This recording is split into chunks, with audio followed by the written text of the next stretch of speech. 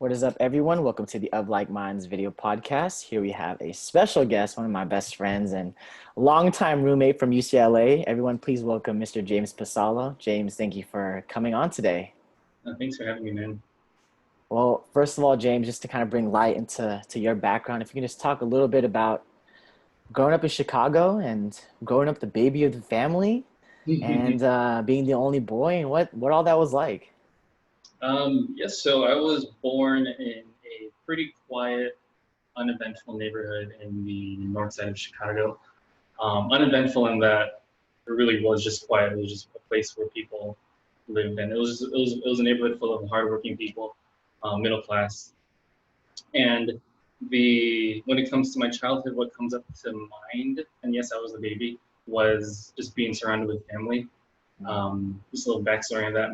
My mom's side, all of her siblings pretty much immigrated to the U.S. around the same time, and all of them except for one settled in the Chicago area, actually in Chicago, in a different neighborhood. So with all of my aunts and uncles here, I would have all of my cousins here too. Mm. So I had at least 2 dozen cousins. At least I can't even count them all. Living around the same time. So yeah, when I think of childhood, I think of just like family parties first, family gatherings. Like it comes to mind because every month we would have a birthday party, we would have a graduation, we would have the holidays, or just something we would just find a reason to celebrate and just gather. Um, so yeah, and I was the youngest, so I don't have the clearest memory, or I don't have a lot of memories from that time. I just have a lot of stories of my sisters and cousins picking on me. Uh, but yeah, I think again when I think of childhood, it's just family. No, for sure. And I think we've kind of, related a little bit with just being, I'm the only child and kind of being the youngest and you having two older sisters. So what was that kind of like growing up and having their guidance and being able to learn from them even maybe before you made your own mistakes? Yeah. So what's interesting is my sisters are 12 and 14 years older than me. So um, was that, and then they obviously made fun of the fact that, oh, maybe you weren't planned, but whatever. So having that age gap was interesting because I didn't have older siblings that were close to my age where we would just enjoy the same things, play with the same things basically. They were technically my babysitters, and to my parents, luckily, they could leave me with them because they were old enough to take care of me. So I always thought of them as just like my babysitters and people who took care of me. And it really got to the point where I would cling on to my oldest sister real hard. And I felt so bad when she was telling me the stories. Like I would just not leave her alone. And then there was a time where she wanted to, I guess, hang out with, like, I think she was maybe in high school at that point. She wanted to hang out with her friends. Um, but she couldn't take me. I think I just cried and threw a tantrum because I couldn't come with her or because she was leaving me. I just felt so bad. I'm like, I'm so sorry. I'm so sorry. I was so annoying. Um, and yeah, so that relationship early in childhood was just them taking care of me. And obviously I appreciate that just looking back. But what's interesting having that dynamic is there were times where I really was sort of the only child because they were doing their own thing. They were getting ready for high school, if not for college, and I was pretty much by myself. So I really was, I think when it comes to the Pasalo family, I wasn't an only child in that sense. Um, but growing up, I did have my cousin. So my aunt lived with us in the house he visited in Chicago, and my cousin lived with me too. And she was 5 years older than me. So I'd like to think of her as like my third sister because I don't know if you met her, Jennifer. Mm. She Mhm. was my groomswoman. Yeah. Yeah, so she was my third sister. Mhm. But early on in childhood, we hated each other, or we just did not get along. I think hate is a strong word, but we did not get along. Why is It that? was Why is that? it was a typical sister brother clash. I annoyed her. I think I knew I was annoying her, and she was just not a bully, but she would just tease me too. Um, so growing up, I didn't really have my older sisters to play with, but I at least had that's Jennifer. that we cohabited, I guess. Mm, um, but I think as we got older, as she went to college, as I got into high school, that relationship definitely became closer. And we just attributed our past to just being like immature and just annoying. Whereas when we got old and realized our relationship, that we became closer. And she really is like my third sister, my mm, third older sister. But yeah, so it's interesting. It's a mix. So my childhood, when it comes to being the baby, the youngest of three in Pasalo family at least, was was was uneventful but very eventful. And there are times where I really was by myself, playing with myself, mhm. just playing with my toys, just playing video games and all that stuff. And then there were times where um, I really was the baby, and my older sister took care of me. It was interesting.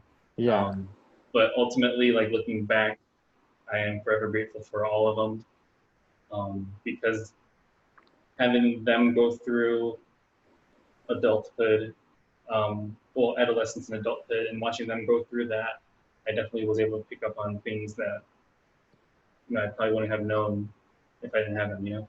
Yeah. No, absolutely. And you talk about this age gap and how your parents kind of relied on your sisters to kind of take care of you, and you also have Jennifer as your third sister, kind of assisting in that sense.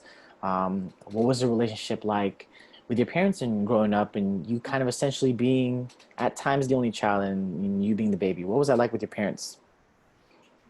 They they knew I was an independent kid, even though I was the youngest of three. So they pretty much just left me to do whatever I wanted to do. And because they knew I wasn't the type to get in trouble. They knew I wasn't one to really mess up anything. So they really left me on my own in a way where they knew it was okay. But it's not like they didn't check up on me or they abandoned me or anything like that. They still encouraged me to do well in school. It was a very comforting relationship I had with my parents. They didn't push anything onto me aside from the fact of just do your best in school. Mm, Um, and I think I'm forever grateful for them for that, because I never really felt pressured. And the only pressure I felt when it came to school was from myself. Like I mm, wanted to set the bar. I wanted to overcome it. And um, so it was just them leaving me to do whatever I wanted to do. They checked up on me once in a while. Obviously, they cared about me, loved me, and it was your typical parent-child relationship. But they, again, like, because they had my sisters, they didn't really have to worry about me as much. yeah, yeah, yeah. Yeah. If you talking about that, that really kind of resonates with me. You saying how your parents wanted you to do well in school, but didn't really kind of force it upon you. And so, if you can just talk about the dynamic of, especially in our culture and Filipino culture, it's Mm, it's with a lot of our friends and people we know, it's very prevalent that it's kind of stressed. And so, maybe talking yeah. about what that did for you and your confidence to do well, being more internal as opposed to being from outside forces. I think we realized early on that I was not only was I independent, but I was a self-starter, I guess. So, but in their head, what mattered to them was whatever you're going to pursue, as long as you work hard in, or whatever you work hard in, you like and you love. And that's why they didn't really um, plant any ideas in my head. But I also, again, I attribute this to my sisters, because my oldest sister, this was in the early 2000s, she got into pharmacy school. Mm. Um, so she set the bar in our family in terms of achieving highly, Mhm. academically at least. And they didn't have to do much after that, because once Jacqueline, or actually Jack, she set that bar. She sort of just like left me to see that and want to climb up there as well. You know what I mean? So again, they didn't push anything ideas on me. They just left it. They left me to just figure things out by myself, but also supplemented by what my sisters are achieving as well. Mhm. So I think altogether that's what made me decide to do what I wanted to do, and pursue what I wanted to pursue. It's because I was left on my own, but I saw some inspiration. Mm. Yeah, and again, I'm grateful that they weren't, pursue this, be this, be this, be this. And there's nothing, or be this or you'll be less. Basically, there's nothing of that. Yeah, I'm Well, grateful for that. if you can talk about that initial impact on your sister getting into pharma school and kind of how that, first jump started this interest that's ultimately launching you into your career. I think it's a huge thing talking about that initial first step. If you can talk about that. This was 2000, I think. She got 2000. She got this. So I was like eight, Yeah. 8 or 9. Hmm. She got a call that she got accepted to medical school, or not medical school, pharmacy school near us. And I'm like, oh, it's pharmacy school. And then that's when my parents introduced the idea that, oh, that's where, when we go to Osco was the pharmacy near us. Hmm. That's where we get our medication from. And that's the doctor who does that, who handles all of that. That's the pharmacist. I'm like, oh, that's cool. Still didn't know what it was. I'm like, oh, that's cool. And I knew it was health related at that point. And then what was what was hard for me, surprisingly, a side note, was she had to obviously leave home and go to a dorm at her school for a little bit. Mm, And like I said in the beginning, like my attachment to her was super close. It yeah. was close to all of my sisters, including Jennifer. Yeah. But I was closest to her in terms of just like, cause she really was my babysitter. So seeing her leave Oh was man. was like one of the hardest things. I remember in second grade. I remember in second grade, uh, it was just like our teacher just told us to draw something. I drew a car of her leaving, and then me just standing by my house like crying. I'm like, dude, and I remember that. I'm like, man, I was in my fields, Yeah. but and then after that, that's when we would visit her at her dorm, and I would Mm, learn more about what she was doing. Like she was studying. Again, she was studying things in the medical field, and pharmaceutical field, and then I think that got the ball rolling in terms of just like, of interest and stuff. And um, I think, like I said, seeing her set that bar high for the Pasalo family at least, mhm. because it's a huge achievement. She is the first doctor in our Pasalo family. Yeah. So seeing her, accomplish that and succeed in school, I'm like, okay, I want to do that. Yeah. I want to do what she's doing. I want to, make my parents proud, Mm. as well as do something that I like. And if Jack could do it, I could do it. So that was a huge impact, albeit it was very hard on 8-year-old James to to let go of her like that. Man, that is just it's so wild to me to hear that impact on you and to see where it's taking you now. And if we can just Mm. kind of revert back to maybe the beginning stages in terms of maybe first fostering those skills and first kind of identifying where you're strong at. And so if Mm. we take this back to high school, maybe just talking about Mm. resources, talking about, I don't know, just, you're prepping obviously the trajectory to go into to becoming a doctor is you have to get into a good school and you have to get into a great medical school and so on and so forth. So first talking about in high school and what resources were available to you and kind of what you were able to do there, and then we'll move on from there. Yeah, so I went to Northside College Prep High School. It's public high school, Hmm. um, but at that time it was the number one public high school, at least in the Chicagoland area. So it knew what it had to do to set its graduates, or to you know set its graduates up for success and go to college. Hmm. Um, so the resources were there. Everything was there, and I think for me, I probably used I probably used I didn't use it to its full extent. I didn't access my counselors. I didn't access all the resources Northside had in terms of preparing me for college. But that's because I was just stubborn in high school. I wanted to figure out things by myself, because that was, again, Hmm. that was the type of person I built myself to be. And it was Yeah. my childhood, like where I had times when I was by myself, where I was just like figuring things out by myself. Hmm. Um, so I wanted, and I didn't have my parents. My parents didn't understand the process of applying to college. Understandably, they didn't do so here. So I had to figure all of that out by myself, and I did.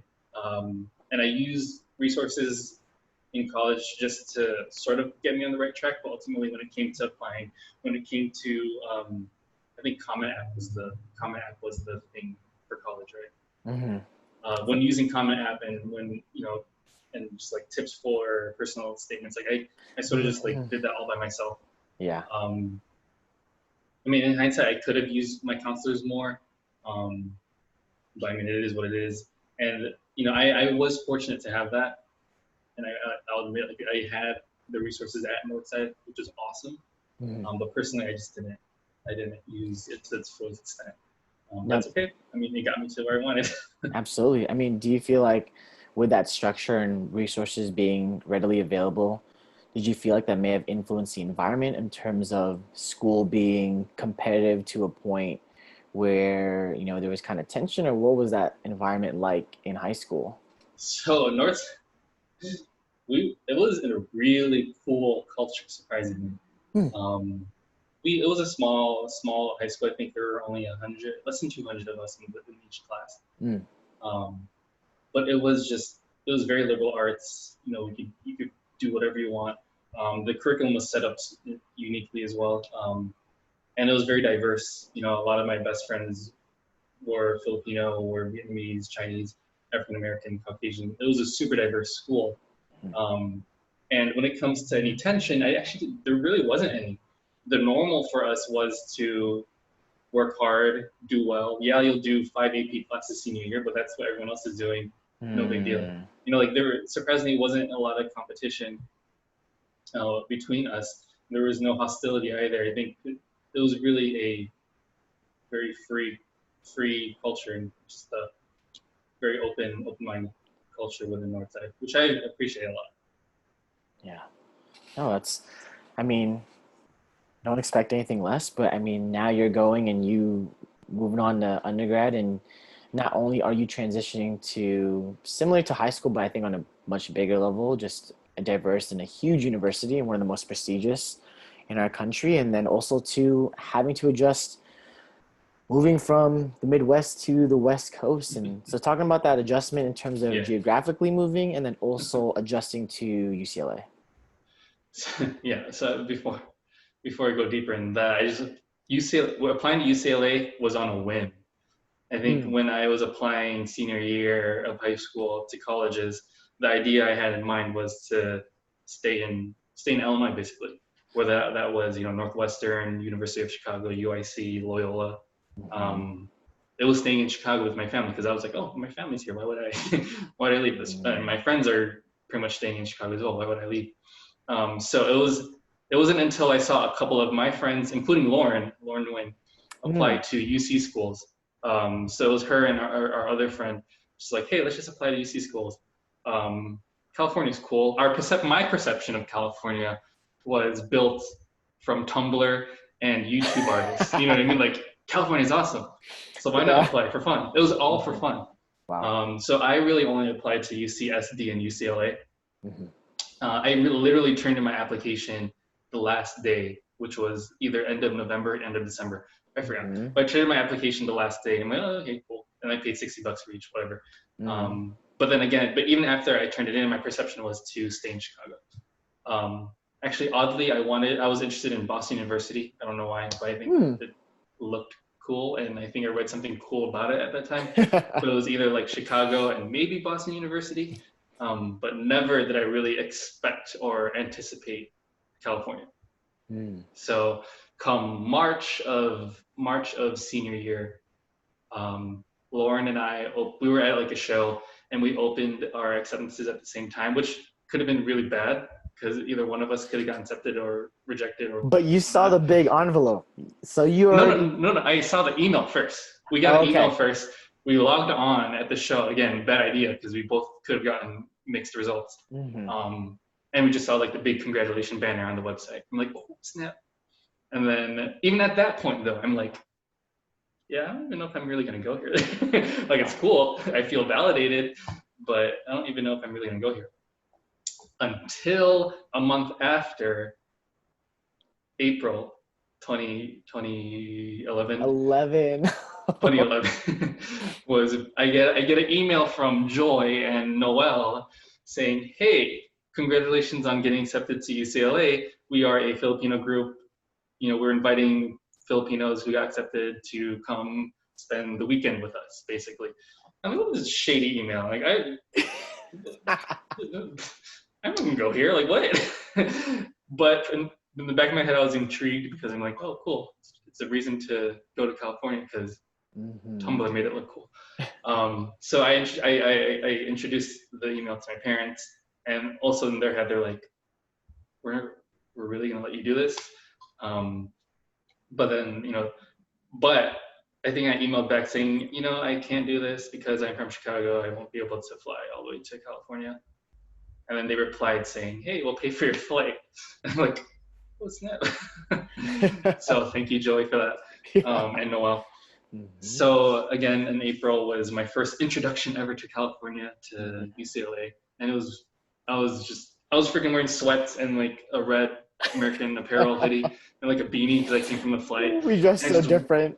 I just walk in and I'm like, dang, like what is this? And then I go in and meet everyone, and that was like the turning, or like one of the most life changing experiences, as you can imagine.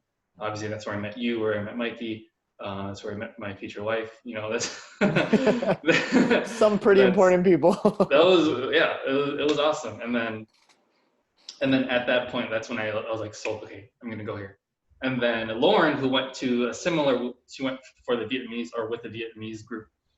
So we actually technically went on the same weekend. And then we met up and we're like, yeah, I think I think we're gonna go here. Dang. So Sold. that was April 2011, right? So I had to go home. I went home, or back home from BLW, and I had to tell my mom, like, Mom, I'm gonna leave. So obviously that was like a shocker to both of my parents. I had to tell them, UCLA is a really good school. Number two, I think, at that time, public university. Mm-hmm. So I really had to just like explain to her why this was good for me. And I think they were still very hesitant, obviously, because I'm their child or their baby, and they don't want to let that go, as well as like the price, The understandably. out of state tuition. Yeah. Right. But again, like this is why I love my parents so much, because they're open, to new things. They're open to letting their kids do whatever they want to do because they trust us a lot, Mm. and they see how hardworking we are. So I'm very grateful for them for just really accepting it easily and fast, because not only did I have to tell her in April of 2011, but I was moving already, a few months later. Mm-hmm. Um, so fast forward to September 2011, that's when I first moved in. And just to speed things up, like my first year at UCLA was to just kind of get my footing in a new environment. Like I didn't have any family in California. I really just had whoever friend or whatever friends I had at that point, which was, you guys Mm-hmm. basically. So I really just needed to find my footing, explore a new area, obviously make new friends, build a support system, and as well as obviously try to do well in school. Mm-hmm.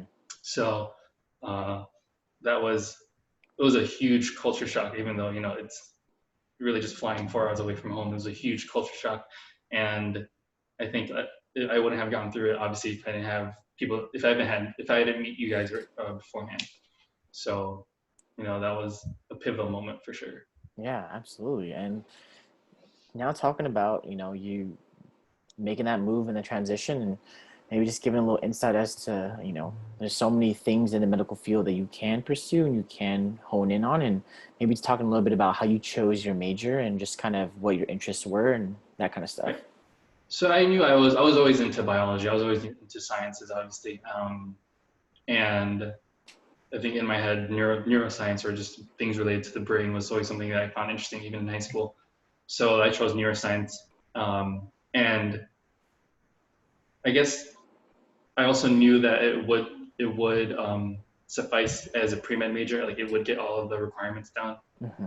So I'm like, oh, cool, it's something that I'm interested in, and it knocks down, it knocks down the requirements I needed. But I say that with hesitation, because I wasn't at that point. I wasn't really sure if I wanted to be a doctor yet. Like it's been simmering in my head, like the idea of becoming a doctor. I knew I wanted to pursue education, like higher education, Yeah. whatever that was, research, pharmacy school, any other professional health school. I didn't know that yet. So I chose a major that sort of covered bases, my interests as well as career goals. And neuroscience was definitely a very fulfilling major. It was very interesting, and I loved it a lot. It helped me in med school, Mm. but it definitely was one of the hardest, South Campus health majors or pre-med majors. In my opinion, it Absolutely. was hard. Yeah. So I think adjusting to and I think it got hard third year. So at that point, I was still trying to settle into everything first and second year, and then bam, it was just a wall of neuroscience third year with all the upper division classes, and that was really hard. So I had to kind of just I had to really buckle down and shave things off extracurricularly just so I could focus on neuroscience. Hmm. I think one of the classes, the first day of one of the neuroscience classes is they said, you have to drop all of your extracurriculars in order to do well in this class.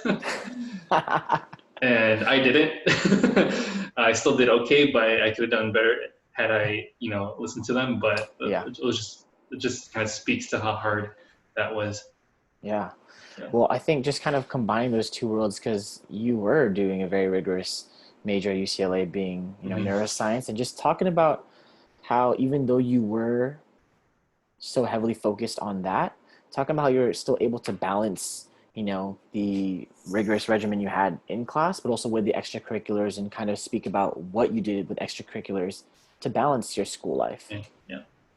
Yeah. It was definitely tough though, because I danced with ACA Mhm. first year through third year. And as a person who was from the UCLA dance community, practices were long. like, and it was easy first year because classes weren't so bad first year. So I was able Mhm. to dance as long as I was able to and practice whatever and give all. And then second year, that's when I also took on just other extracurriculars, some home related. Mhm. So I was putting more on my plate. And then third year was when I realized that it is really hard to be a pre-med in a neuroscience major, as well as a person in the dance community, an ACA dance member, but not only that, like a coordinator of ACA. Mhm. Mhm. Um, so it was generally really tough, and I really had to buckle down. I had to get planner. We had academic planner from Spear, I think, or Mhm. from Samhang. I really had to buckle down with time management at that point. I really had to prioritize and figure out what do I have to do now so that I have time for this later, and whatnot. So I think that was second through third year, and all of third year was when I had to learn. What was first? I learned that I didn't have time management skills, and two, I had to learn it. You know what I mean? It's true. So, and I had to learn how to prioritize. I needed to learn how to figure out what's more important to do, and what I could save for later, and at the same time, sleep. Mm. So it generally was really hard, and um, I could have done better had I dropped things in college. But a lot of my experiences extracurricularly was were some of my favorite experiences. So I couldn't just drop things easily. And at the same time, they fostered different kinds of skills. So it's not mutually exclusive to be a neuroscience pre-med and a dancer, Mhm. but you're really gonna have to figure stuff out, Yeah. to make it work. Yeah. No, I appreciate that for bringing light to that. I know one of the things that I did want to kind of dive into a little deeper in terms of your extracurricular activities was when you were a spear counselor. I remember when I first found out about that, I was so happy because I felt like you were going to be able to foster like things that you maybe not have harnessed as much before. And if you could Yeah. just talk about like that experience of being a spear counselor and just explain Yeah. to the audience tuning in what a spear counselor, Yeah. what you did at the time. Yeah. So Spear Consular, what we were peer counselors for UCLA students. We targeted towards Filipino students, but we were pretty much open to anyone who needed just like peer counseling. And that was we just it was pretty much one-on-one meetings just to assess what their academic goals were, what any obstacles that they were facing. We were working with them through those issues, Mhm. um, just so that they could succeed and they could pretty much stay in college. Because I've worked with students who were doing well and wanted to be also apply to medical school. So I was helping them through that process. Whereas I had other students who were struggling and they just needed to figure out within themselves what they could do better. I didn't have the answers to obviously, but I was just like walking with them through that process. And that's pretty much what we did as counselors, to advocate for our students, to help our students succeed, and just to help them not only, not only achieve their goals, but to first plan out their goals. Yeah. Absolutely. And so, you being so involved at UCLA and a lot of leadership positions, like you had said, being coordinator on ACA and being a peer counselor and so on and so forth. If you could just kind of going back to neuroscience and just talking about you personally, your experience in terms of study habits and you kind of learning that, you talking about having to learn time management, prioritizing, but also just like Yeah. study habits and adjusting that Yeah. maybe I have to take it up a level being here at UCLA and being neuroscience. So talk about that. Yeah. So I had to shift my priorities from third year to fourth year. I had to, well, that's when I dropped ACA dancing, because it was my last year. I needed to really do well academically. I mean, I've been first through third year, I was probably floating just slightly above average, like doing fine. But I wanted to do better fourth year, so I had to drop ACA. But that's when I picked up Spear, because I still wanted to do something extracurricular. I still wanted to help people. I also did, mobile clinic, which was just another, which was another pre-med extracurricular that was also very fulfilling. But in terms of just like studying again, I had to relearn how to study for sure fourth year, or going into fourth year, because since I had all the time now, or since I had extra time, I really had to figure out what works best for me. And this is the first time I'll ever admit it, and I haven't actually told Raymar this, but I get a lot of my studying, or I get a lot of my, or he basically influenced how I study, because I think from what I remember seeing in our apartment was just him obviously sitting in the kitchen, the dining room table, and just him just like reading and stuff. And I think what he was doing is he's pretty much someone who needs repetition when it comes to studying, and someone who's in the science field or in the STEM field, you just need a lot of repetition in this to study. So I sort of just saw him doing that, and I'm like, okay, maybe that's something I could try. So thank you, Raymar. Shout out Raymar. And Justine actually had a very interesting way of studying too. She's for those who are listening, Justine's my now wife. We met at BLW. So we've been together for most of our undergrad career. But she was interesting in terms of her study habits, or in that she was a audio listener. Like she could listen to something, and she would pick it up that way pretty well. She could listen to something and then multitask, like cooking or just doing something else, and she would retain the information. So I'm like, okay, maybe I'll try that too. And then that's something that I found too, as something that I basically found that I'm also an audio learner, I guess. Audio learner, as well as just someone who needs repetition. And that helps a lot in med school. I learned basically just to repeat things over and over again, making sure that you understand it, first of all, but repeating that concept over and over again, and then just like taking whatever you're learning in this, other than reading from slides, whether that's listening to lectures and whatnot over and over again. But I really had to refine those skills going into fourth year, because I was still obviously doing really hard neuroscience courses, but I needed to build these skills going into med school, whenever that was at that point. Absolutely. And that's really interesting, just being influenced by people you're closest to or in close proximity to, and kind of applying that and seeing what works and what doesn't.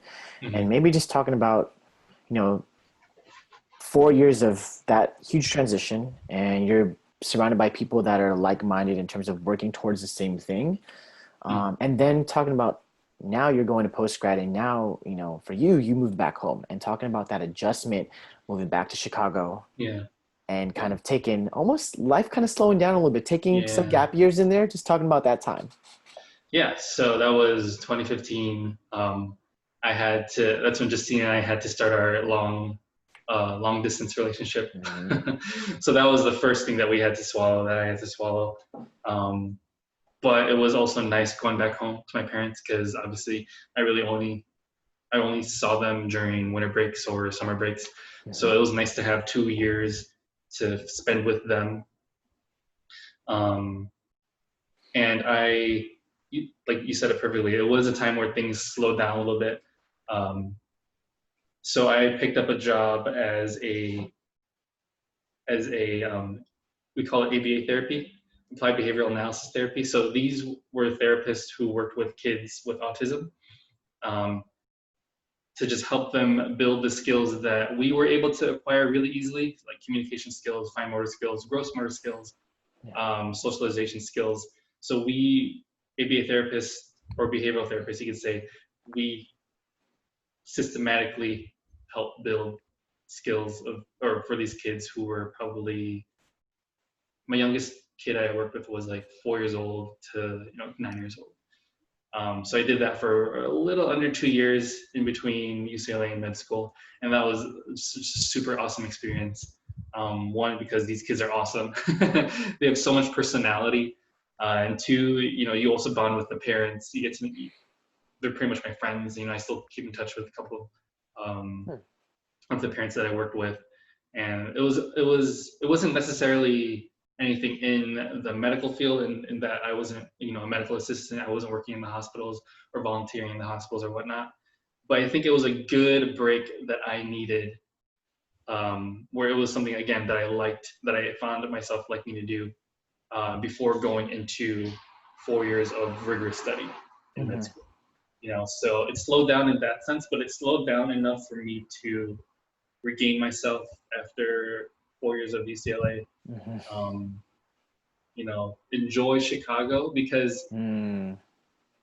I left for UCLA when I was 18 years old, so I didn't really enjoy those fun things in Chicago Yeah. unless I was home for summer. But again, that was like a limited time too, though. Mm-hmm. So I really used those 2 years to enjoy Chicago as a 22-year-old and enjoy all the things that Chicago has. And I know you experienced it too. Mm-hmm. Um, so it was definitely a good 2 years to slow down and enjoy my city, enjoy time with my family, um, and mentally prepare myself for applying to med school as well as, you know, finally getting in. Absolutely. I mean, just to kind of recap on that, I totally feel you. Like you're from Chicago and I'm from San Diego, and Mhm. but we really did a lot of our growing up during undergrad in LA. So it's so interesting to go back home and to like not really know where to go out to, if you want to go out with Yeah. friends and like, so it's like not really being familiarized with like the adult things to do. So I just think that's like I totally empathize and feel you on that. Um, during that time and being back home and you're also while you're working and you're also applying. You're applying, you're studying for your MCAT. If you can one just talk about just like what that beast is like prepping for the MCAT. So I actually took the MCAT fourth year of UCLA. Mm-hmm. I did not do well Mm-hmm. because I think I wasn't in a good. Again, I didn't have the study skills that I later acquired, Mm-hmm. and two, I was still distracting myself with just extracurriculars and Yeah, stuff. So while I did study, I think you remember. I don't know if you remember me studying in the apartments for that. I do. Like I was studying, but I wasn't actually studying. You know what I mean? So and it showed. So I had to take a pause from that, and I regrouped, and I took the MCAT. I think just 2016, like at the start of 2016. So it was after we graduated, obviously. At that point, obviously, I had time to study. I still worked. I was already working at the time, Mm-hmm. but I gave myself a few months to finally buckle down. So using my new study skills, as you can imagine, from that I got late at UCLA, finally bringing it over to this time. Obviously, it is a beast. You do need to put a lot of time and effort in it, and don't be afraid to use whatever resources if they're expensive, as long as they work for you. It's an investment, but it's worth it. Um, and I took it in 2016. Finally got a score that I was happy with, and then just Mm-hmm. ran from there. And at that point, it really was just researching the schools that Mm-hmm. I wanted to go to, as well as just building that personal statement again. Mm-hmm. Um, and what guided my choice was obviously Justine. Like, I wanted to Mm-hmm. be back with Justine, and Mm-hmm. So Justine, well, I took 2 years off. Justine only took 1 year off. So she started dental school pretty much before I started med school. Mm-hmm. So she started school over here in Arizona. So that's where I sort of like Shifted your localized focus. my, shifted Yeah. my focus for applications. Because there are a few schools here in Arizona. I'm like, okay, cool, I'll apply to these schools and I'll prioritize these schools. Mm-hmm. Um, and then, obviously I applied back home in Chicago, pretty much everywhere. But Mm-hmm. main focus was Arizona. And I was lucky enough to get interviews at two of the schools here early on in the application cycle. So I did the interviews. A few weeks later, I got accepted, which was awesome because one, I got accepted to medical school, and Mm-hmm. two, if I go to these medical schools, or one of these medical schools, I could finally be back with Justine. Mm-hmm. So it was a win-win, and she celebrated that acceptance with me in Chicago. She came to Chicago. Mm-hmm. Um, so it was very fulfilling, and luckily, like I said, it was early in the application cycle. So once I got accepted, I made that decision. So I didn't have to worry about it at all for the rest of the application cycle. So I had a lot off my shoulders, at that point. My parents were okay with me going back to Arizona because they knew where I was going to was a good school, and they knew that Mm-hmm. I at least I had Justine there, and I had some family members there as well. So they were comfortable with me, leaving home again to go to Arizona. Um, but yeah, getting the call, we actually got a phone call for the acceptance was super fulfilling. And I, those, so Justine and I, we were sitting in my kitchen because we knew the phone call was coming. I think you posted. I remember you posted this. I remember getting goosebumps watching it. I I think was, I so. was just, yeah, we were sitting in the kitchen. She was like snacking nervously on like some small chocolates we had. So you just see the wrappers everywhere on the table, and then I finally get the call. I've been accepted, and that was awesome. It goes from there. Um, yeah, definitely one of the highlights of the past 5 years. I mean, just if you can go more and just give more in depth and just that feeling and kind of going back to I wouldn't even imagine you thinking about your sister and like the origins of your interest and just kind of everything coming full circle with that phone call. What was that Yeah, like?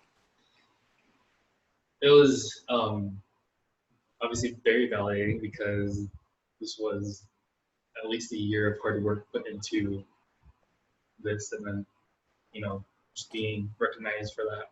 Mm-hmm. Um, and then my sister told me this story, but I don't remember as a kid. Like I said, I guess I did say it, but this was early on when she got accepted to pharmacy school. Um, no, this is her graduation. When she graduated pharmacy school, I think obviously I was very inspired. But then in that moment, I guess I told her I'm a beat that. So whatever that meant, and I apparently, unless I don't think she's making this up, but I said that to her. So I was very motivated to just like I think from then, whether subconsciously, I'm just motivated to reach her level, if not higher. You know what I mean? Um, so it was very full circle in that. And what's another cool thing is the school she went to in Illinois um, is a school is my sister's school in Arizona. Mm, So we're both technically, when I graduate later next year, like we're both gonna be alumni from the same school. So wow. I think that's awesome. And it's not completely full circle yet because we still have to graduate and we still have to finally go through residency training. Of But course. I think it'll be a very proud moment to finally fulfill that and to make my parents proud and to make my sisters proud. Um, and overall, I'm just elated. I was just elated then, and I know I'm going to be elated later. Man, that is I don't know, it's just incredible to hear just like you said, just validating and not even the last year, but essentially all the years presuming that moment of just the hard work and the dedication and um I'm like getting goosebumps like hearing Yeah. that story just because I to a smaller degree you can even think about when you and Lauren were receiving that undergrad, and it's like now it's a level up and it's a level up, Yeah, and yeah, it's just incredible. I think you know, obviously now and moving into just kind of like kind of more current things, but just you know, one of the best things, probably the best thing about this year was, and the only good thing about 2020 was you got married. You and Justine got married. You're a yeah. college sweetheart, and you two actually technically met when we were still in high school. So, Yes, and I like to bring that fact up too, in case she forgets. so you could say you can kind of say high school sweetheart, but just talking about um, you know, even the just you know what went into when proposing and then just the wedding and just kind of giving a little light onto that. Yeah, so that was definitely the highlight of one of, yeah, definitely the highlight actually of my med school career. I mean, so I moved into med school July 2017, and my parents helped me move in. But that was also around the same time where I told my parents, like, hey, mom and dad, I'm gonna propose to Justine soon. um, because again, at that point, Justine and I are finally back together, long distance for two Mm-hmm. years, done finally. Um, so they were like, "What?" You know, and they were happy because they knew Justine already Yeah. beforehand, Mm-hmm. and they loved it. Um, and now it was just a matter of when was I going to do it. Mm. I had an idea of doing it in you know before the year ended, but what was a blessing was being able to go to the Philippines with them winter of 2017, and like Mm-hmm. that's when I'm gonna do it because I know she wants to be surrounded with people her loved ones when when being asked this question, and I'm like her family. She loves her family in the Philippines a lot, and this is the perfect time. So we did that during our winter break, and we took it slow afterwards. Like we knew we were gonna have a long engagement because we didn't know when we could get married because she's in dental school and I'm in medical school. When do we have the time to get married? Yeah. So we did a long engagement, and that wasn't a problem for us. So we took 2 years. I guess it was like a little over 2 years to get the ball rolling on planning.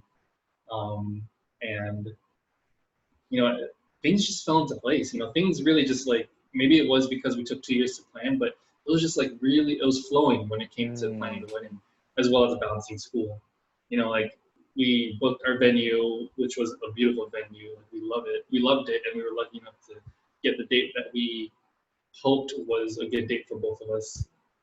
Um, and from then on, we just booked our other vendors, and we we went from there. And then the last 3 months was when we did a lot of the DIY things, a lot of the decorations and all that stuff. And like I said, like it wasn't a super stressful process for us. Um, and at the same time, it was very fun. Like it was really fun to take a break from school and to just like figure out how we're gonna do this. And obviously, January 2020, the only month of 2020 that I will be happy with Yeah. Pretty was much. was the date. And obviously it was a super fun time. And I was lucky enough to be in a rotation where I was able to get a day off. So I was able to get that Friday off before the wedding. The doctor I was working with was super understanding and really chill. But at the same time, that I loved that rotation. It was a psychiatry rotation. So Mm. it was a super fun rotation. Um, and I was just lucky to have the doctor as understanding as him to let me off for that one day, basically. Mm-hmm. Um, and that was the gamble basically because we didn't know what my schedule was going to be like when it came to rotations for the wedding. We booked the venue and the date before we knew the schedule, so it was pretty much a gamble. And I had to work with my coordinators to say, hey, I'm going to get married. I'm planning on getting married on this date. Would it be possible to perhaps give me an elective or basically an easier rotation around then? Um, Eventually, I mean, it all worked out basically, and it's history now. Yeah, I mean, just to, recall, I mean, it was a beautiful wedding, and it was honestly a great way to start the year. And, Yeah, for sure. obviously Thanks. this year has, kind of steered a different path, but I just remember there were so many moments in that weekend, just being outside in the venue and seeing the Red Rocks and that door, that gigantic door opening when Justine opened. And I remember like being so close to the front and just, it's you're a person that you won't show your emotions too much, and to be in front of all those people and obviously your loved ones, and to see you like just crumble in tears. And it was honestly such a memorable moment that it was very, very deeply embedded. So I'm just happy to have been a part of that and to just Oh have yeah, for sure. witnessed Thank that. you. And just, I don't know, it was incredible. And I'm happy that that's all that we all have to hold on to for this year, because the rest of the year is canceled. Yeah, I know. I um, mean, for sure. I mean, there are definitely still highlights. So this year, Justine graduated dental school, yeah, and then she started a job, which I'm just very bittersweet because, or I feel very bittersweet for her because she wasn't able to get that big graduation that she had. yeah. But nonetheless, she still graduated. She still kicked butt, and you know, but no, for sure. Like I say, January 2020 was really January 2019.5 because I don't attribute the wedding to this year because this year's just, yeah, you said But luckily for you two, that you two were able to have your wedding before. I had about 4 or 5 weddings that that were canceled this year that I was a part of. So it's I'm definitely happy that you were able it. to, celebrate that moment in its entirety and then kind of continue to move Thank you. on from there. Yeah, Um, I don't want to go back real quick, James. yeah. I think a big thing, we've talked about your family and we talked about, your friends and support systems, but I also wanted to just talk a little bit about the impact of Buster and Lulu on you. Just Oh, your beautiful huskies. And yes. when I visited you a couple times, or a few times actually, I think 2 or 3 Yeah, times in Chicago and once in Arizona, and I love them. And I'm not really the biggest dog person, especially if it's not like mine, but just talking about yeah, Buster and Lulu, and yeah. they were just as much a part of your family as your parents or your Oh, yeah. sisters, and so just talking about them and their impact on We, you. we, yeah, we got them pretty much as babies, 2016. I think I was we were in seventh grade then. Um, and we weren't expecting to get dogs until my sister introduced us to the idea. And they were family since then. And I didn't know how big Buster was going to be. I had an idea because I knew the dad, Buster's dad, but he ended up being bigger than his dad. And Wow. Buster is just like the goofball, and he really is. He really brought our family even closer because just of how much we all enjoyed their presence, Buster's and Lulu's presence together. He's a big goofball. He, is lazy, pretty chunky fella, and Lulu was pretty much the tomboy who bossed him around, you know. And the personalities what we just loved, um, and so I had him, or I was able to get him in grade school. I had him all through high school. It was sad to leave him for college, obviously, but it was also very rewarding to come back to him during summer Yeah. breaks. Buster, well, I say him because Lulu joined us a little later. Yeah. Joined us later. So Buster was really my first dog, and then Lulu joined us later. But ultimately, we love them both equally, and yeah, like he brought our family together, and he's just the clumsiest dog you'll ever meet. And I remember your reaction when you first saw him. I think Oh when you God. visited, like you God. saw him, you're like, he's so big. Like, you were in genuine shock by how large of a dog he was. Yeah. And I remember that. And but then you also knew how gentle and how just how soft basically he was. Um, yeah, I definitely miss Buster a lot. Unfortunately, I think it was towards the end of no. It was towards the end of 2017. It was like I was ending fall quarter of med school of my first year. That's when that's when I got the call from my mom that he had to that we had to let him go. So I was very sad. I was really sad that I Yeah. couldn't be home there, and that's just one thing that that truly saddens me when I think of first year or my first year of medical school. Is I couldn't be home with my family for that. Yeah. But his memory lives on basically, and we still have Lulu. Lulu's still a very loud, bossy gal living with my parents, entertaining my parents. And I get very excited whenever I'm able to go home to see her. But right now, she's actually sleeping with me right now. June, That's right. I just woke Is her up. June? She go Is downstairs. June? Is June Come gonna make here. an appearance? I don't know. So Justine and I Oh my adopted. God. She's stuck in. Okay, she did. Justine and I adopted June at the end of towards the end of my first year. Um, we saw her at one of the shelters. She's 5 years old. She was 5 years old then, and her when she came up to us, like she automatically just like went to like her back and then just Oh. like did that to Justine, and then that pretty much sold Justine, and then me too. Oh my Um, God. and it was a and what was interesting is it was a real gamble to adopt a new dog, especially in the spring quarter of my first year, because that quarter was a very hard quarter for us med students at the time. Um, a lot was going on, and we had to really buckle down when it came to studying. But what June pretty much brought into my life was to take a break, give me a put me on a leash. Let's go for a walk and get some fresh air for a little bit. And I attribute a lot of my success during that quarter to her because she really just relieved a lot of stress. And we were lucky enough to adopt a dog who was already house trained, who wasn't very energetic, and just likes to just chill on the couch with you. Part of me thinks she was a therapy dog before getting her because she's just so calm, and Yeah. I attribute a lot of my success in med school to her. So yeah, you can see her, she's right here. She's also like similar to Buster and Lulu. She's full husky, or is she kind of She's mixed? not. So she's called a blue heeler, Mm, Australian cattle dog. So these dogs are usually very high energy, and that they pretty much just round up the cattle and farms. got They're it. very hardworking farm dogs. But she is the exact opposite of that. She has no tolerance of running. She has no tolerance of any physical activity. All she Yeah. wants to do is like eat and lay in the couch. And she's awake now. Oh my gosh. Oh, she's She's too lazy. beautiful. Well, you can see her right here. Yeah.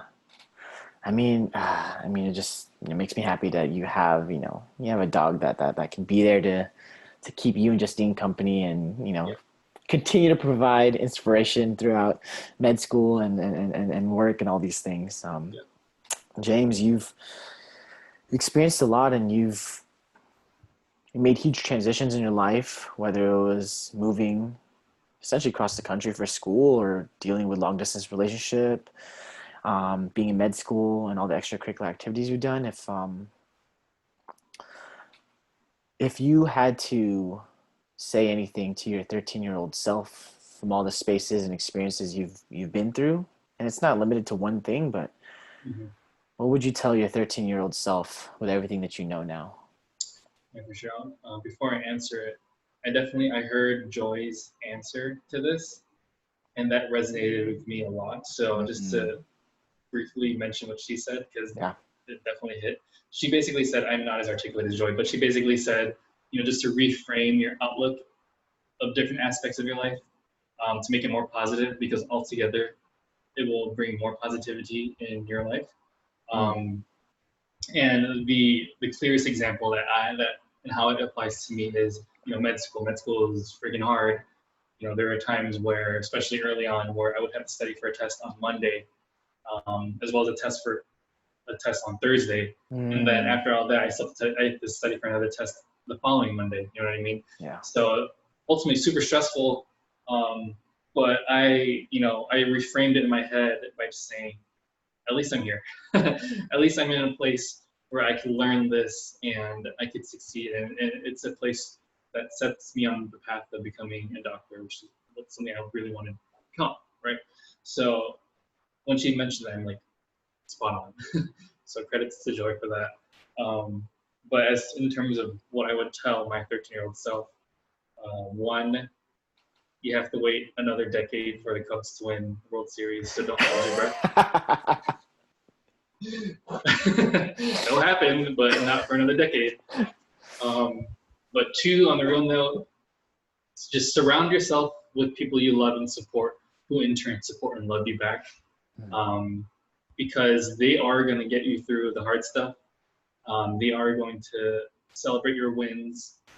They're going to be your safety net when you fall, Mm. and they basically are going to protect you from yourself when needed, you know. So I think just surrounding yourself with those type of people, as well as just people who inspire you to do better, inspire you to just keep pushing along. I fortunately had that in my sisters and my parents, and then eventually in the community and the friends I built along the way. So yeah, just surround yourself with those type of people, and you know, they're going to help you a lot. Absolutely. Well, I just want to say, James, thank you so much for one, just giving us your time today and just sharing your narrative and everything you've been through with undergrad and moving and med school and being married and family relationships and For sure. so many things. So, hopefully at some point we'll be able to check back in Yeah. through when you're in your residency, and we'll have Oh to yeah. kind of double back and see how that's going. But again, just thank you for sharing, James. I really, really Yeah. appreciate it, and I'm looking forward to catching up with you next time. All right? For sure. Yeah. Thank you for having me, man. Thank And you. I'll do a quick shout out to my homies back in Chicago. Hey. With the Fortnite noobs. These are you met them. These are Roldan, Rowan, Neil, Brandon, and then Daniel also joined us. But they helped me a lot, especially during quarantine, because it made quarantine fun. We would just play video games together, and just shout out to those guys. But Shout thank you for out. having me. It was awesome talking to you. Just reliving some memories, and sorry June couldn't make an appearance. She's a little shy right now. Next time. Yeah. But yeah, James, thank you for hopping on the podcast today, and we'll catch up with you soon, okay? Yeah, for sure. All right, take care, man. Thank Yeah. you. Bye bye. See ya.